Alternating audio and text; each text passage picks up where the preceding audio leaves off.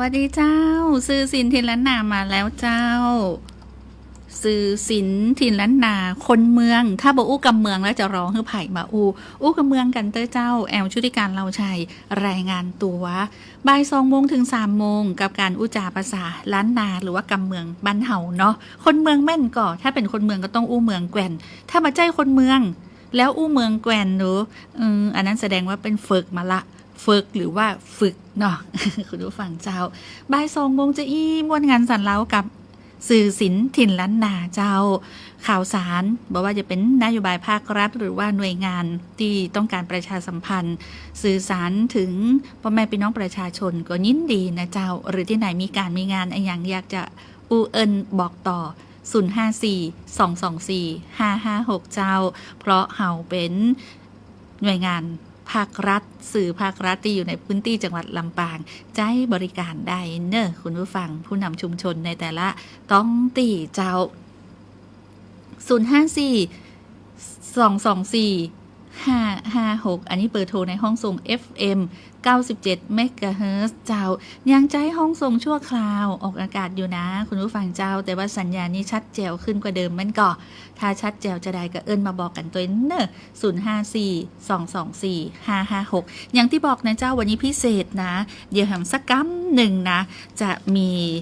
ผู้ร่วมรายการนะจากต่างธนาคารแห่งประเทศไทยมาร่วมในรายการเป็นมีโครงการดีๆสำหรับคนที่มีหนี้นะมีหนี้โดยเฉพาะหนี้เสียวันนี้เนี่ยจะต้องฟังในช่วงของสื่อศิลป์ถิ่นล้านนาเลยเจ้าทุกปัญหามีทางออกทุกคำถามมีคำตอบในวันนี้นะเจ้าติดตามในช่วงของสื่อศิลป์กับทปท.ภาคเหนือของเฮานะเจ้าในช่วงแฮมสักกัมหนึ่งเนาะในช่วงต่อไปนะเจ้าแฮมหมุนไปที่ไหนนะอยู่ด้วยกันก่อนนะเจ้าส่งเพลงม่วนๆก่อนที่จะไปฟังในเรื่องของปัญหาทางการเงินบางคนก็กึดอยู่ฮานาดาบอกกึดบอกออกถ้ากึดคนเดียวบอกออกก็ช่วยกันกึดช่วยกันแก้หลายๆคนหลายๆห้อมหลายๆต่างเนาะแล้วปัญหากุอย่างกระตึงมีตังออกเจ้าเนอะฟังเพลงโลภมากลาภหายเป็นบอกว่าจะไปโลภนักเนอะอีนะเนี่ยอย่างก็จะไปเนี่ยเกินตัวไม่จะอันจะไปโลภมากลาภหายบางคนนี่กำมั่มเลยมันก่อนแล้วเป็นจะได้ถูกกินนะกะน้องแอลนี่นะ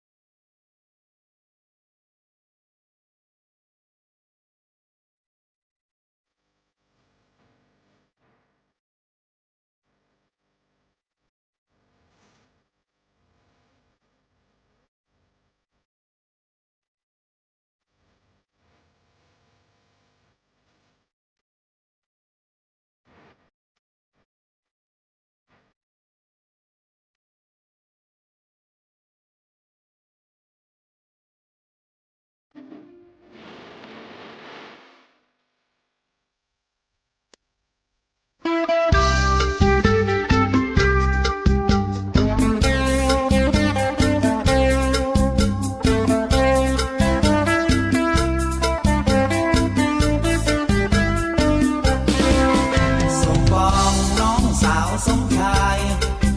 สมชายเป็นพี่อายสมปองสมบุญบ้านอยู่หิงกองใครจีบสมปองน้องสาวสมชายสมปองนับมาใจสาวจีผัวก็มีแต่ก็หนีเจ้าไปแต่งงานอยู่กันบอกเมินละเป็นสาวเคินมาเจ็บอกเจ็บใจสมปองจะยะอย่างใด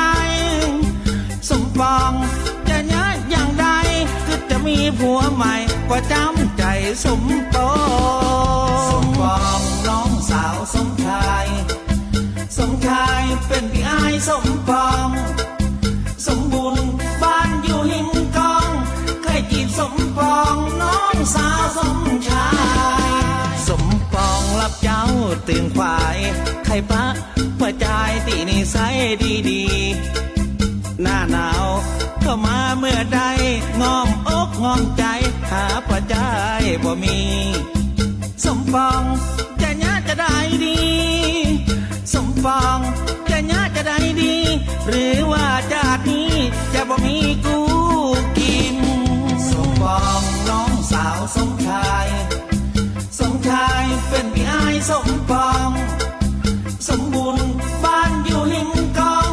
ใครจีบสมปองน้องสาวสมชาย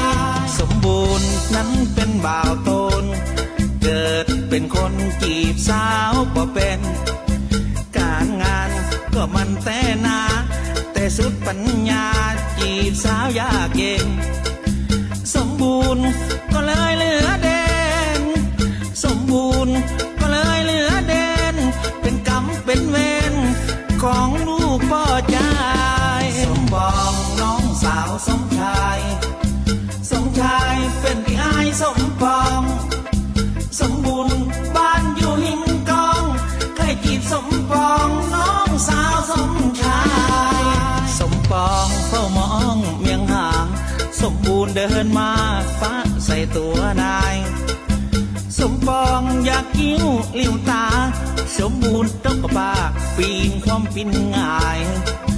สมปองจุงแขนลุกเดินสมปองจุงแขนลุกเดินแล้วก็บังเอิญเป็นคู่กันไปสมปองน้องสาวสมชายสมชายเป็นพี่อายสมปองสมบุญบ้านอยู่หิงกองใครจีบสมปองน้องสาวสมชายสมปองน้องสาวสมชายสมชายเป็นพี่อายสมปองสมบุญบ้านอยู่หิงกองใครจีบสมปองน้องสาวสมชาย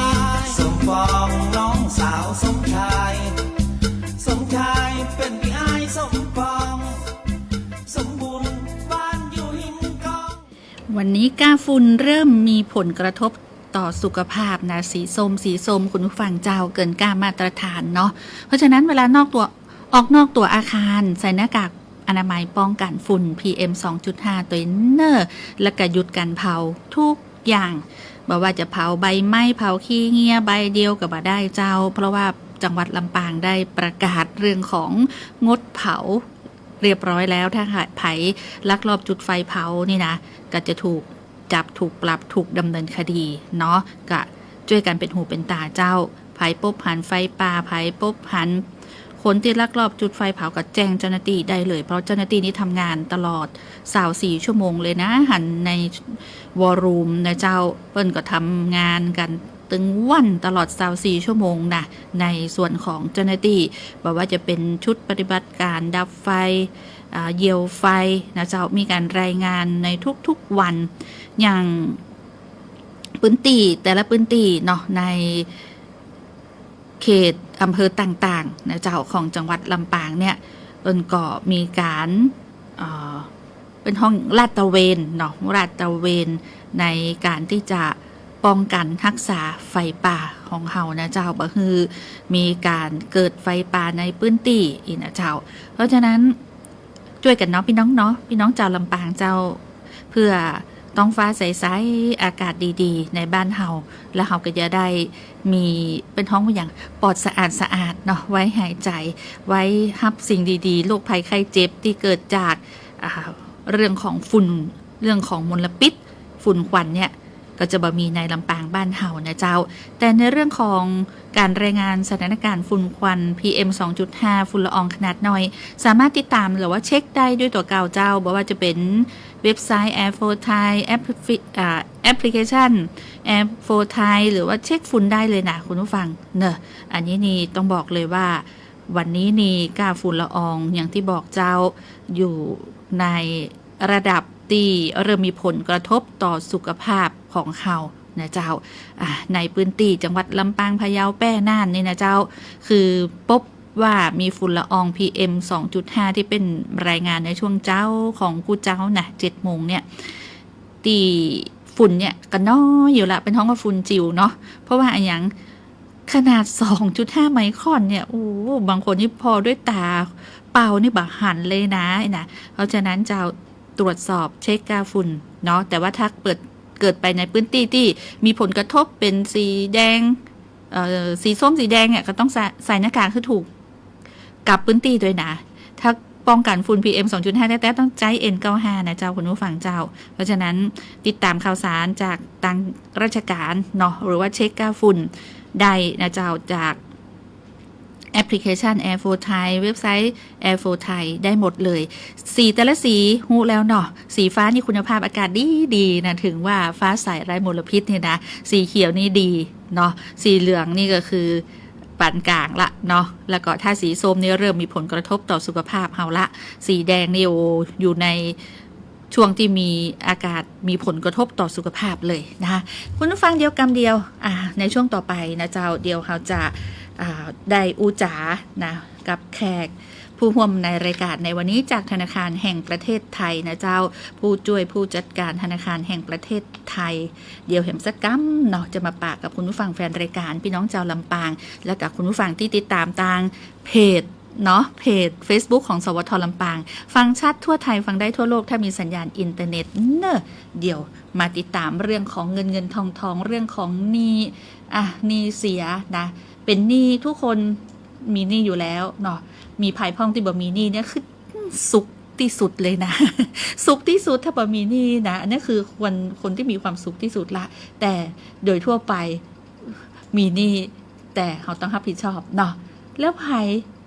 เจอหวยปลอมมีพ่องก่อไผเป็นเศรษฐีไปแล้วกี่ใบบอกว่าแต่ถ้าเกิดว่าเจอหวยปลอมนี่ยังใดนะอันนี้เป็นเพลงเนอะคุณผู้ฟังเจ้า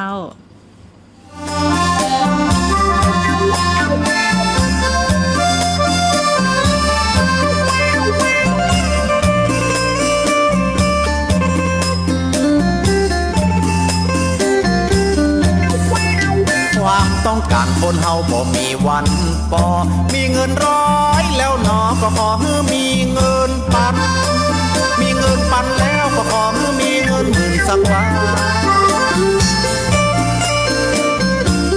มีเงินหมื่นฝากธนาคารก็ยังต้องการเงินแสน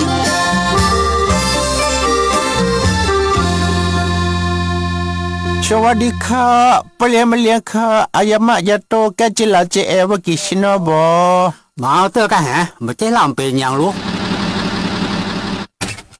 โอ้พ่อมันรถผ่านมาจอดฮะน่ะ สวัสดีครับคุณลุงผมมาหาบรรเจ้านะครับ แถวนี้พอจะมีพ่องก่อครับ แบนเจ้ากะ อาวชมะบอเกิดมากระดาเนี่ยเหลือเนี่ยเดปุเนี่ยข้านี่จะได้ดีนะปเลียไม่เลียค่ะอันนั้นซื้อกว่าเล่มีก็ค่ะขอสมัยได้ซื้อใบกวดเหล็กมาเหรอตะ อ๋อพอดีใบกวดหวยโน้ตผมมีครับก็เดี๋ยวผมจะมาให้กวดนะครับ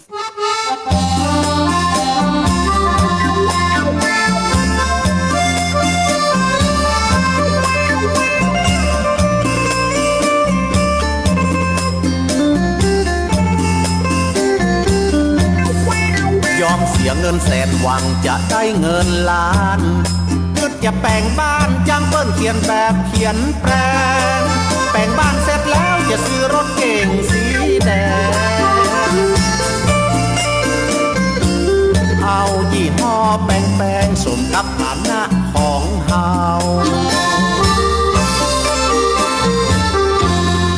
อันนี้ครับหนังสือพิมพ์กวดหวยครับ อ๋อเนี่ยมันกวดแล้วเปิ่นพอเหรอ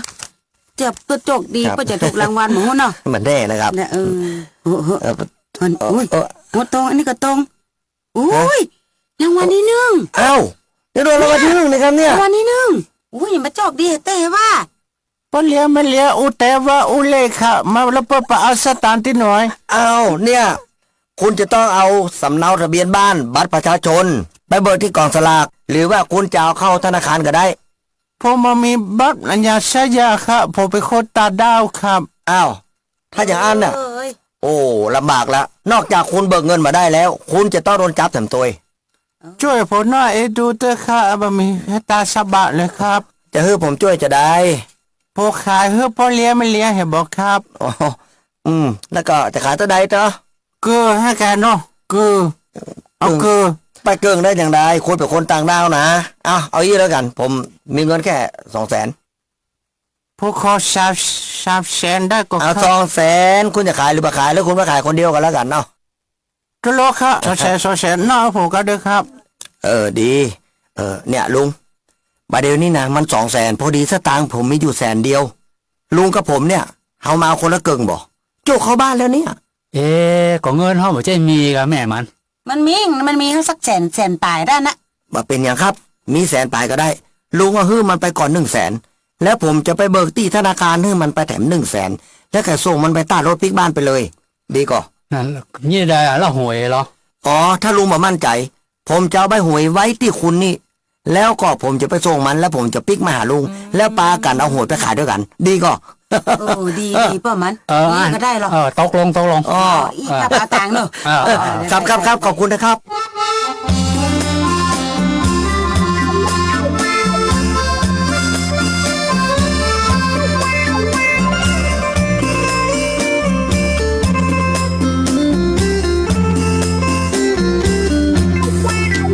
โลภมากเปิ้นว่าลาบจังหายหัวล้ำจังตายอายล้ำจังเต้าผมห้องเพลงนี้บ่ได้ว่ามือหมู่หา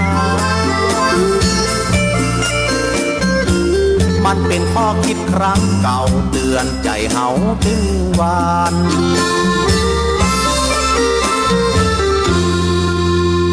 เนี่ยสู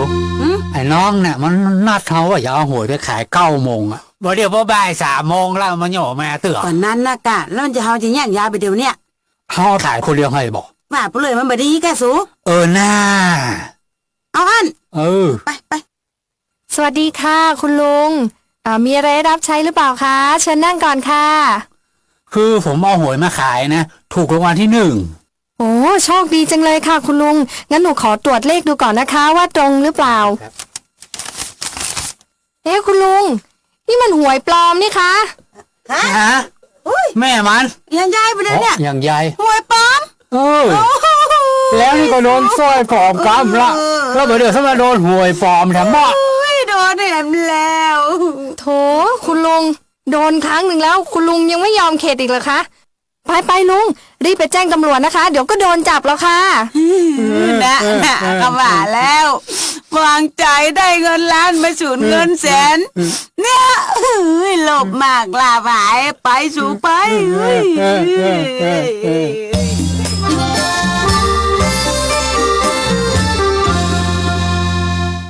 โลภมากลาภหาย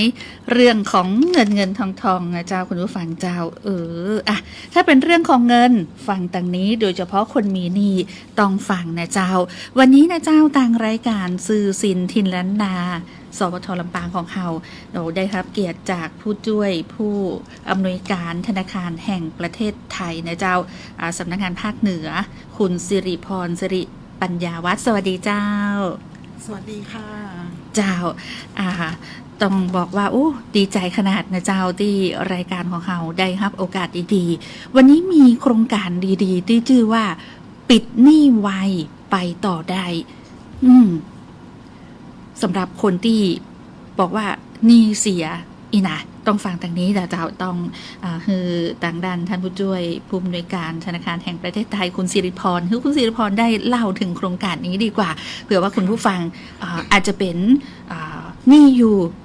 แล้วก็ตรงจุดพอดีเลยมีทางออกสำหรับโครงการนี้จะได้เจ้าค่ะก็ต้อง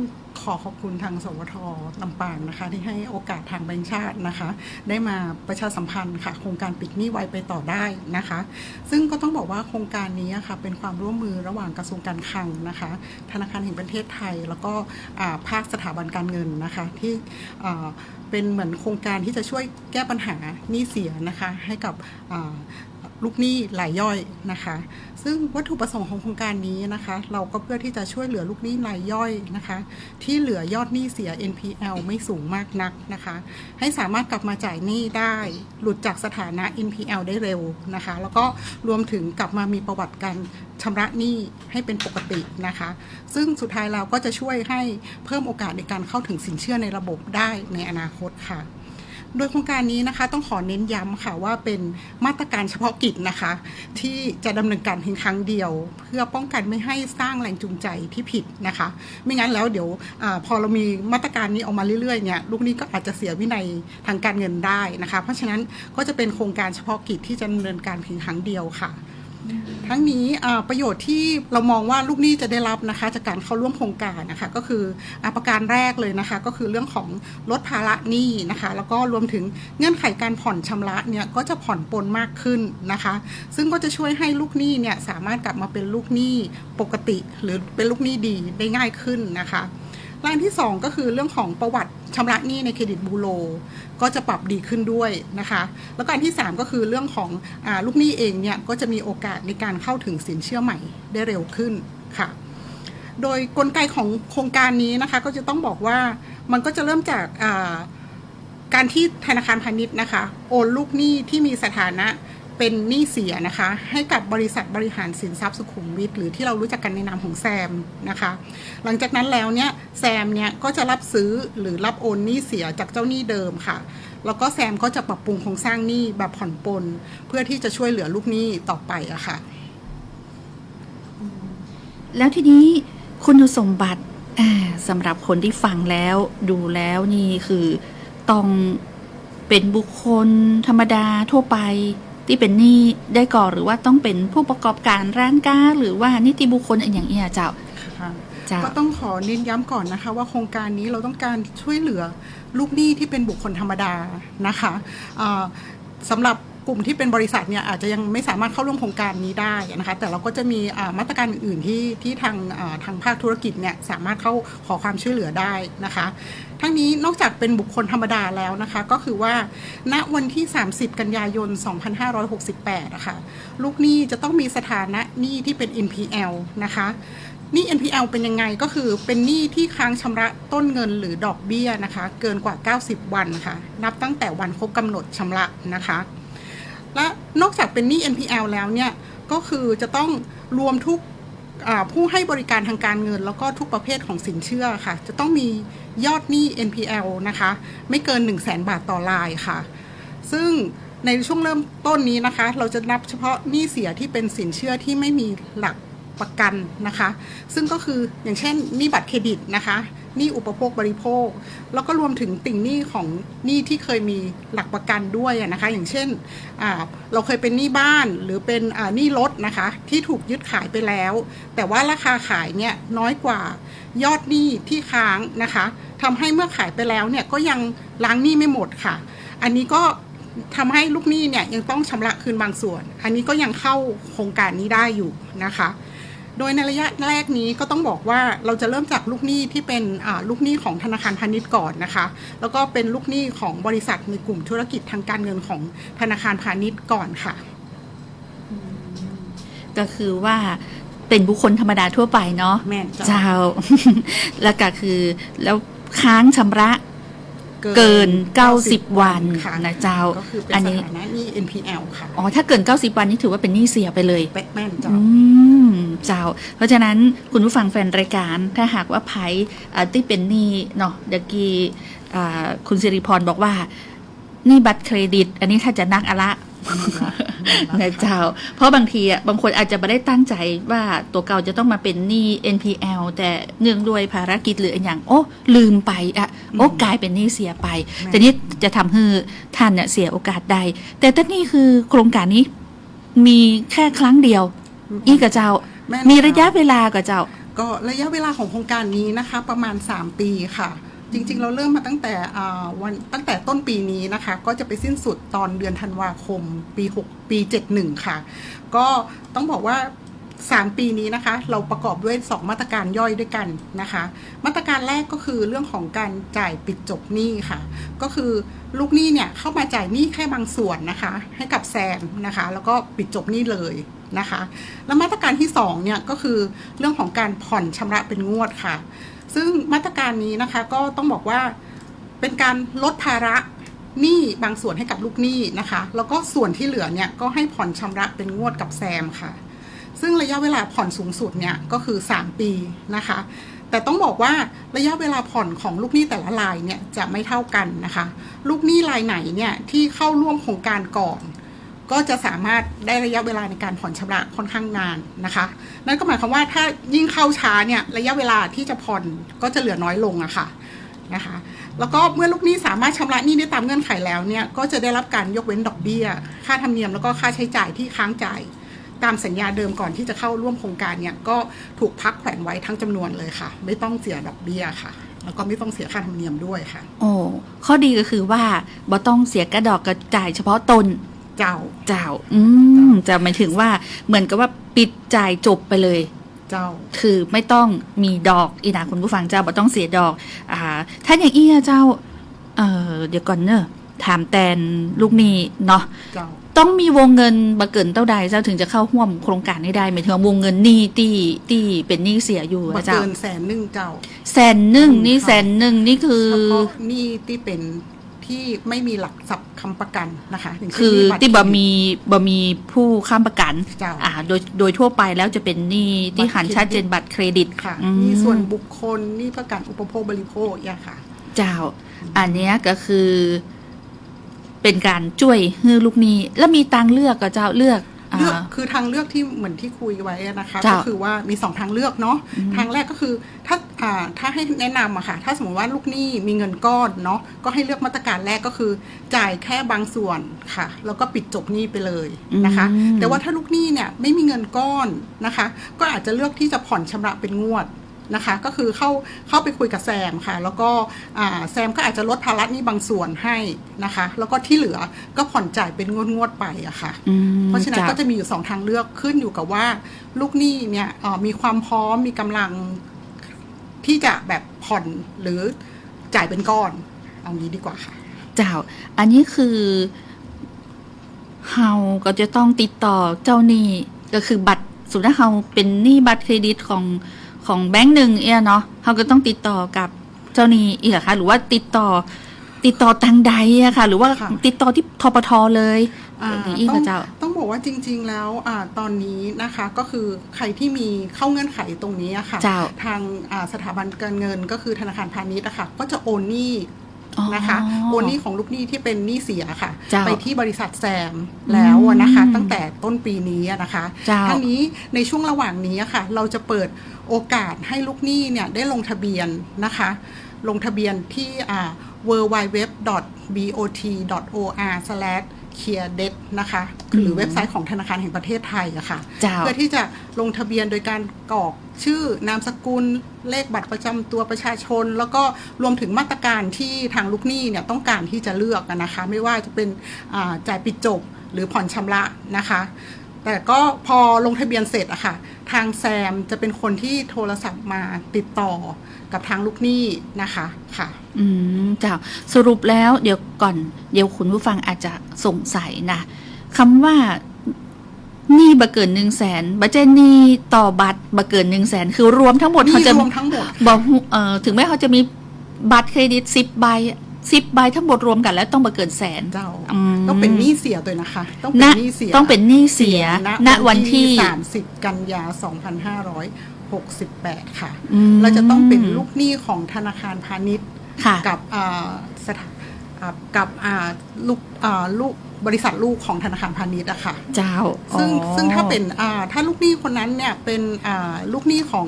สถาบันการเงินเฉพาะกิจตอนนี้ยังไม่เข้าร่วมโครงการนะคะ อาจจะต้องรอไปอีกระยะหนึ่งจนอาจจะประมาณเดือนมีนาคมอะค่ะ อ๋อเจ้า อันนี้คือทุกอย่างเนี่ยมันอยู่ในระบบของแซมละ ค่ะ เพียงแต่ท่านเนี่ยที่เป็น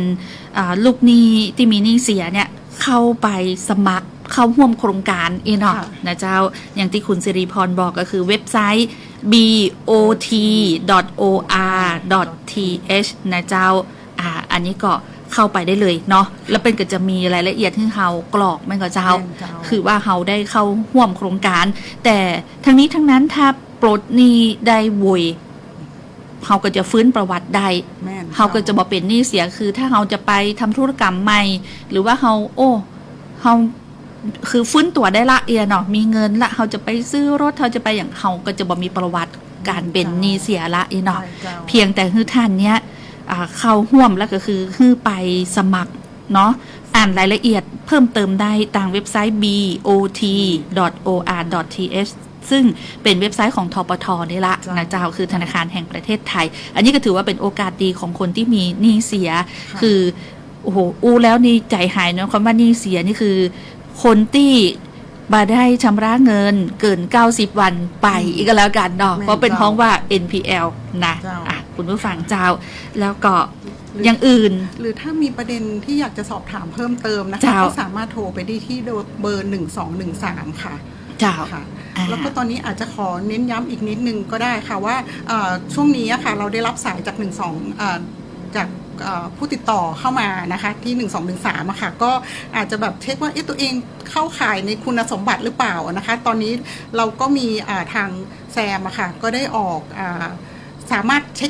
ช็คอะค่ะว่าตัวเองอะเข้าข่ายไหมอะค่ะก็สามารถเข้าไปที่ www.sam.or.th ได้เหมือนกันค่ะ เจ้าคือเขาไปเช็คก่อนว่าเขาเข้าข่ายของโครงการนี้ก่อน นี่ก็ เขาจะสมัครได้ก่อน แม่น ตรวจสอบคุณสมบัติได้นะเจ้าขอบคุณแฟนรายการคุณเอกสิทธิ์แก้วธรรมชัยสวัสดีเจ้าคุณต้นน้ำปรมินทร์นิรโสจากตะกัวป่าพังงาเจ้าคุณลำปางมีดีส่งสติกเกอร์ผู้หัวใจมาพี่เจ๊กธนชาสวัสดีเจ้าน้องแอลสวัสดีเจ้า คุณสุชาติเตจะ บอกว่าสวัสดีครับน้องแอลคุณมนชนกอนันตวราโตยนะไผ่ที่มีหนี่ก็ต้องใจหนี่เนาะถ้าอยากจะเข้าร่วมโครงการเนาะโอ้ยใกล้ละกับบัตรเครดิตนี่นะโอ้ยทวงอยู่หันหน้าเนาะบ่มีหนี่อันนั้นน่ะเป็นที่บอกว่าสุขที่แท้จริงเลยนะเนาะแล้วก็หลายคนบอกว่าเป็นไปบัดได้ถ้าบ่มีหนี่ถ้าบ่มีหน้านะนะเอาอีแล้วกันถ้าหากว่าท่านอยู่ในข่าย NPL หรือว่าหนี้เสียแล้วก็เป็นบุคคลทั่วไปบุคคลธรรมดานี่ละบอกว่าจะเป็นลูกหนี้จากธนาคารพาณิชย์หรือลูกหนี้จากบัตรเครดิตอย่างต่างๆที่บ่มีคนค้ำประกันเนี่ยเนาะก็สามารถที่จะเช็คได้จากแซม call center เนาะ เช็คจากแซมก่อนคือ 1443 กด 6 นะ อันนี้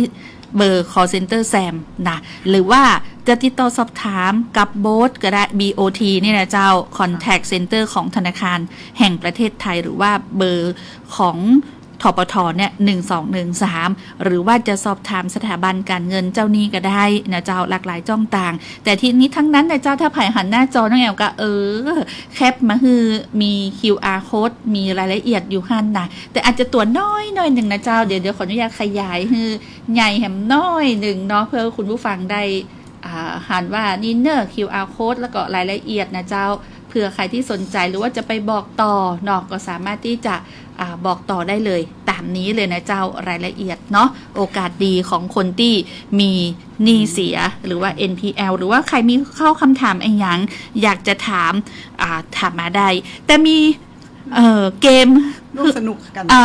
ร่วมสนุกเนี่ยเจ้าเป็นคำถามง่ายๆนะและก็มีของที่ระลึกจากทปทภาคเหนือของเขาสาขาภาคเหนือนะเจ้ามอบฮือเนาะบอกนะว่าเป็นอะไรอย่างนะเป็นกิฟต์เซตสวัสดีปีใหม่อิเตอร์คุณผู้ฟังเจ้าคำถามง่ายๆอันแรกเลยเนาะอันแรกเลยเจ้าโครงการนี้มีชื่อว่าอะไรคะชื่อโครงการนี้ชื่อว่าอันหยัง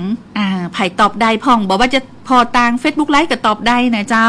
แต่ว่าของที่ระลึกต้องบอกเลยว่าต้องมาฮับคนเดียวที่สวทลำปางถ้าไผ่ตอบถูกนะหรือไผ่จะตอบก็สามารถโทรมาได้ที่054-224-556ตอนนี้ได้เลยนะเจ้า054-224-556โครงการที่อู้ไปเนี้ยชื่อว่าโครงการอันหยังตอบได้เลยตอบได้ทั้งในไลฟ์ในเจ้าไผ่ที่พอเนาะไผ่ที่พอต่าง Facebook ไลฟ์สวทลำปางอยู่ในขณะนี้โครงการที่คุณสิริพรนะเจ้าได้อู้ไปเนี่ยชื่อว่าโครงการอันหยังเนาะที่ต่างธนาคารแห่งประเทศไทยสาขาภาคเหนือของเขาได้มาบอกโอกาสดีของคนที่มีหนี้เสียในวันนี้ในช่วงของสื่อสินทินและนานในช่วงท้ายนี้ใครตอบได้ตอบมาเลยนะเจ้าตอบในแชทนี่ก็ได้เนอร์มีของรางวัลมอบฮือนะเจ้าแต่ว่าเน้นย้ำว่าต้องมาฮับคนเดียวนะโครงการนี้ชื่อว่าโครงการไอ้หยังสั้นๆนะชื่อโครงการนะเจ้าตอบได้ตอบเลยเนอมีเวลาแฮม5 นาที มีเวลา5 นาทีสุดท้ายโครงการนี้ชื่อว่าโครงการอันยังตอบได้ตอบเลยมีของที่ระลึกจากทปทมอบฮือตยนะเจ้าไผ่ตอบได้ตอบเลยได้ทั้ง054-224-556ถ้าจะโทรมาตอบหรือตอบในแชทนะเจ้าที่ท่านดูต่างไลฟ์สดเพจของสวทลำปางก็ได้นะเจ้าเดี๋ยวเขาจะแคปรายชื่อผู้โชคดีเอาไว้เนาะแล้วก็คือท่านมาติดต่อรับของที่ระลึกจากธนาคารแห่งประเทศไทยสาขาภาคเหนือได้เลยนะเจ้าเนาะก็เป็นก็จะฝากไว้ที่สวทลำปางของเขานี่ละนะเจ้าแต่ว่าถ้าคุณต้นน้ำปรมินทร์นิรโสตะกัวป่าตอบถูกนี่ก็ต้องจำเป็นส่งไปเฮือเนาะเดี๋ยวคือทางแบงค์ชาติส่งไปกับได้เจ้าเดี๋ยวทางแบงค์ชาติเนาะจะแจ้งบอกแบงค์ชาติแล้วแบงค์ชาติไปจะส่งฮือบ่ต้องกลัวเน้อนะเจ้าใครตอบได้โครงการนี้ชื่อว่าโครงการอย่างเขาถามคำถามเดียวนะเพราะว่าเวลาเขามีน้อยนะเจ้าถ้าตอบได้ตอบมาเลยเนอชื่อว่าโครงการอันอย่างแล้วเดี๋ยวต่างแบงค์ชาติเดี๋ยวจะส่งของรางวัลไปให้ทันเนาะในช่วงท้ายเจ้าต่างด้านคุณสิริพรมีอันอย่างที่จะบอกลูกหนี้กู้ค้นนะเจ้าค่ะก็อาจจะฝากทิ้งท้ายไว้ก็ได้ค่ะว่าตอนนี้ก็ถือว่าเป็นโอกาสที่ดีนะคะที่ทางลูกหนี้ที่มียอดหนี้ไม่สูงมากนักอะค่ะที่จะแบบสามารถเคลียร์หนี้ของตัวเองแล้วก็กลับมาแบบกลับมาสู่ภาวะปกติให้ได้เร็วที่สุดนะคะก็อยากจะเชิญชวนนะคะให้มาร่วมกันลงทะเบียนนะคะแล้วก็เข้าร่วมโครงการนะคะก็จะได้ปิดจบหนี้ของตัวเองได้เร็วขึ้นค่ะแล้วถ้ายังมีข้อสงสัยหรือมีประเด็นอยากสอบถามเพิ่มเติมนะคะก็สามารถติดต่อได้ที่เบอร์1213ค่ะ call center ของแบงก์ชาติค่ะพี่เจ๊กธนชาตอบว่าโครงการปิดหนี้ ยังมีต่อแหมหน่อยนะพี่เจ๊กนะ ยังบอกครบเตื้อโครงการปิดหนี้ไอ้หยังถ้าไผหันต่างไลฟ์สดนี่ก็จะหันนะเจ้าชื่อโครงการเนี่ยโอ้หันชัดเจนจะเป็นตัวสีเหลืองๆใบเหิมหน่อย พี่เจ๊กเขียนมาใหม่เนอะสั้นไปเจ้าเนาะโครงการปิดหนี้แม่นละนะเจ้าแต่เป็นมีชื่อของเปิ้นอยู่นะถ้าตอบได้นี้เดี๋ยวต่างทปทเป็นส่งของที่ระลึกไปฮืนเนอะคุณผู้ฟังเจ้ารายการซื้อสินทินล้านนาวันนี้นะเจ้าต้องนำรายการจากลาคุณผู้ฟังแต่เพียงตัวอีเวลาโมดเวลาเสี่ยงและเจ้าวันนี้ขอบคุณนะเจ้าทางธนาคารแห่งประเทศไทยสาขาภาคเหนือคุณสิริพรสิริปัญญาวัฒน์นะเจ้าตีมาฮือเป็นห้องอย่างมาบอกต่อส่งต่อถึงลูกหนี้กู้คนโดยเฉพาะหนี้ NPL หรือว่าหนี้เสียเนาะกับโครงการปิดหนี้ไวไปต่อได้นะเจ้าวันนี้ขอบพระคุณเป็นอย่างสูงเจ้า ขอบคุณค่ะ เจ้าซื้อสินทีละนาลาไปก่อนสวัสดีเจ้า